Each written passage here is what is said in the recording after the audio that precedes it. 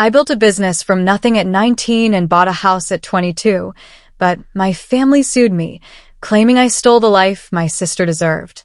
My name is Ava, 22F, and if you're reading this, you're probably wondering what kind of family turns on their own blood over success. Well, buckle up, because this story isn't about money. It's about envy, entitlement, and the moment you realize family can be the first to betray you. I wasn't born into privilege. There were no silver spoons, no trust funds, no soft landings waiting for me. But my sister, Lily, 28F, she was the exception. She was the golden child, the family's favorite, the one everyone called destined for greatness. She was beautiful, talented, and had that kind of confidence that filled a room. Meanwhile, I was the quiet one, the background noise. The kid who always stood slightly out of frame in family photos, blending into the corners, invisible. From the very beginning, our lives were carved out differently. Lily went to a private school with a fancy uniform, while I got hand-me-down textbooks from the clearance rack. She got braces and a shiny smile. I got told to appreciate natural beauty. She got a brand new car on her 16th birthday. I got a used bike with one working brake and a "you'll learn responsibility" speech. But here's the thing, I didn't hate her for it. I adored her. She was everything I wanted to be: confident, fierce, effortless. What I didn't realize back then was that my parents weren't just supporting her dreams, they were funding them.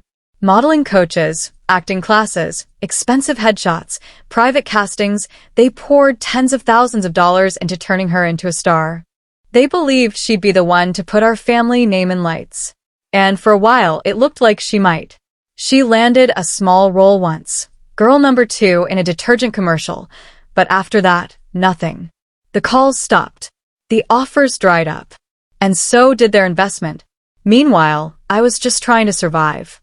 At 17, I started flipping thrift store finds on eBay. I'd spend hours photographing used jackets, writing descriptions, and packing orders while studying for exams. Then I learned graphic design from YouTube tutorials. I studied marketing algorithms while my friends were at parties. And by 19, I took every dollar I had, all $320 saved from tutoring neighborhood kids, and launched my own Shopify store for my tiny dorm room. Those early days were brutal. I slept under stacks of cardboard boxes, ate cheap instant noodles, and handled customer emails between classes. I was exhausted, hungry, and lonely, but I was determined. There were nights I cried quietly so my roommates wouldn't hear.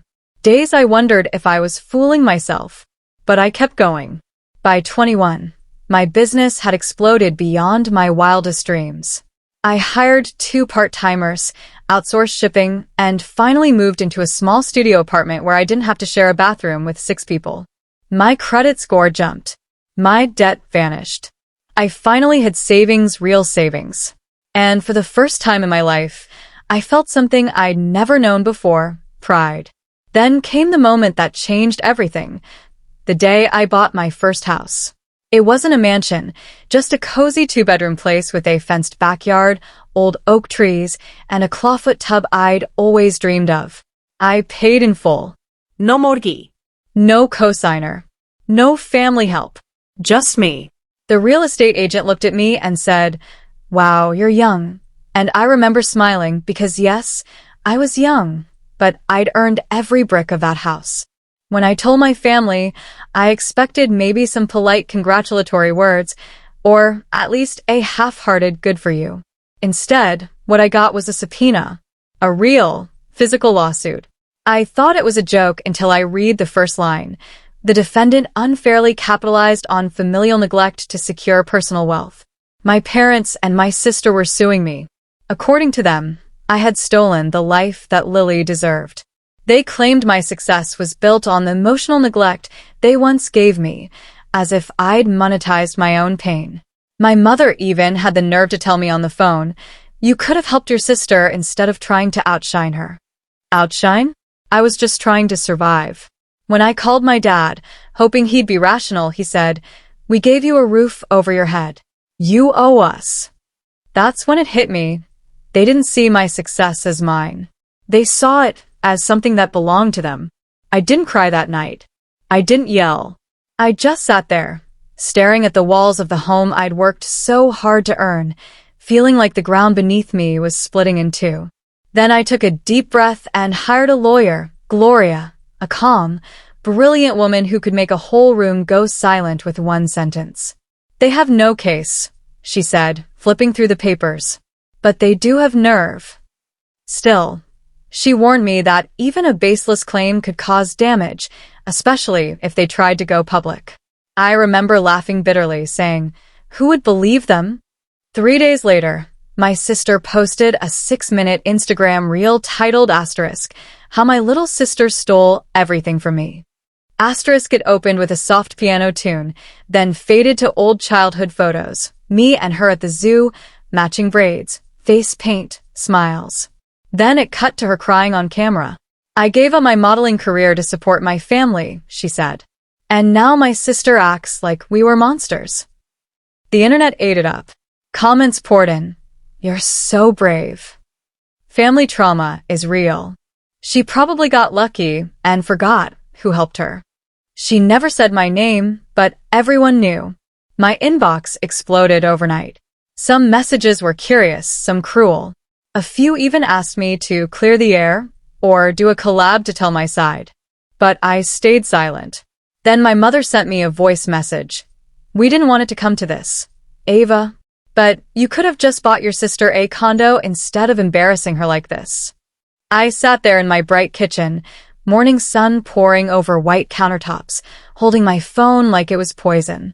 They actually believed I owed her a life. Not because I wronged her, but because they failed her, and I had the audacity to rise anyway. So I did what I do best. I worked. I gathered receipts, emails, bank transfers, texts. Every record, every proof. If they wanted to drag me to court, I'd be ready. Because they were about to learn that I wasn't the quiet one anymore. By the time we hit the discovery phase, I had 3 thick notebooks of evidence. Every payment, every message, every piece of proof that showed I wasn't the villain in their story. Even old emails from my parents saying, "We don't have the resources to help both daughters. One has to sacrifice." Guess who that one was? Our first deposition was held virtually. Lily sat there in a crisp white blouse, eyes red, trying to look like the innocent victim she'd painted herself to be. My mother sat behind her, arms crossed, face cold. Their lawyer started talking about emotional neglect, claiming I'd built my business by exploiting my upbringing for sympathy. Then he pulled up a tweet I'd written 2 years ago. "It's crazy what you can achieve when no one expects you to." That was their big evidence. Gloria raised an eyebrow. "You're interpreting that as defamation?" she asked flatly. We let them talk. Then Gloria gave me a small nod, my signal. I opened a PDF in my folder and shared it on screen. A bank transfer, $12,000, from me to Lily, 2 years ago. Gloria turned to Lily. "Can you explain this?" Lily blinked, visibly panicking. "That was a loan." Gloria smiled. "It says gift in the subject line." I spoke up then. "She needed help with rent after an audition fell through. I paid it, never asked for it back. She even thanked me in an email." The call fell silent. I continued, my voice steady. "Over the last 4 years, I've given my sister nearly $38,000. Rent, groceries, a used car, even a vacation when she said she was burnt out. I never told anyone because I thought that's what family does." My parents looked frozen. Their lawyer's face went pale. Then I pulled up another email, this one from Lily herself, that read, "I hate that Mom and Dad never supported you.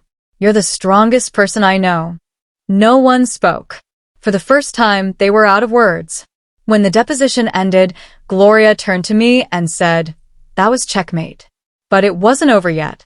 That night, Lily posted another video, more tears, more piano music, but this time, the comments weren't so kind. "You said you never got help, but she paid your rent. You sued your sister after taking her money? Nah, you lost me." The internet was finally seeing the truth. When court day came, I wore a black blazer, hair tied back, calm but unbreakable. Lily walked in with her lawyer, her new PR manager, and my mother, who smirked like this was her big moment. But the second the judge entered, the energy shifted. Gloria spoke first. Your Honor, this isn't about justice. It's about entitlement dressed as victimhood. My client worked hard, received nothing from her family, and is now being punished for her success. Then she presented everything.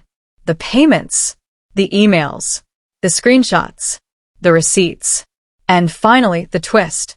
She played a voicemail from my father that I didn't know existed. If you just give Lily the condo deed or help her with a down payment, we'll drop this.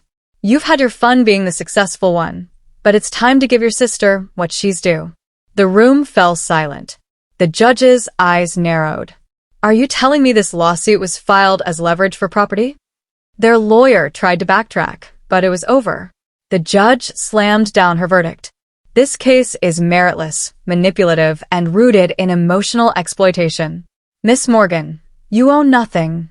Not money, not apology, and frankly, you deserve a round of applause. For the first time in months, I finally breathed freely. A week later, I got a voicemail from an unknown number. It was Lily. Her voice was cracked. I lost everything, Ava. My sponsors dropped me. Mom won't answer. I'm sorry. I let them turn me into someone I'm not. She paused, then whispered, You built your life. I just tried to borrow one. I haven't replied. Maybe I never will. Because this was never about revenge. It was about reclaiming my space, the space they told me I didn't deserve. Now I sit in my home, morning light pouring through the windows onto clean walls, a quiet kitchen, and a deed that reads just one name, Ava Morgan. No cosigner. No apologies. No ghosts. Have you ever had to cut off family to save yourself?